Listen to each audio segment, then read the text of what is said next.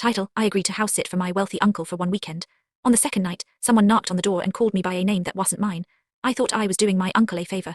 Now I'm not even sure I know who he really is. For some context, I'm 24 and my uncle has always been the mysterious one in the family. Nobody really knew what he did for work. Whenever anyone asked, he'd smile and say, business.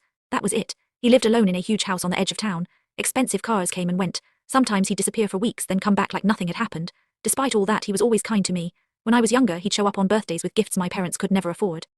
He even helped pay for part of my college tuition. So when he called and asked if I could house sit for a weekend while he was away on a business trip, I didn't hesitate. He gave me one strange instruction before he left.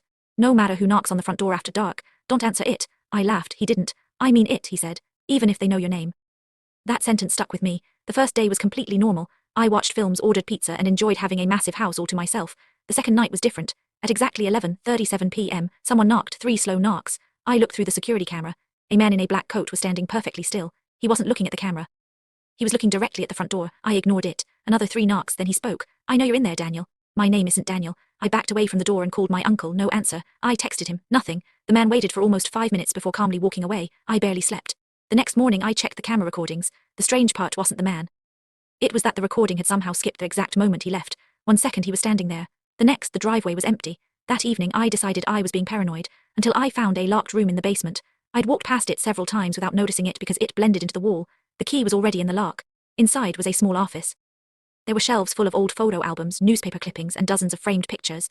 Every single photo had one thing in common: the same man from the front door, only the photos were decades old. In one picture, he was standing beside my uncle in the S. In another, he looked exactly the same in a photo dated 1996. Then 2008. Then 2017. He hadn't aged. At first I assumed the dates were wrong. Then I opened one of the folders on the desk.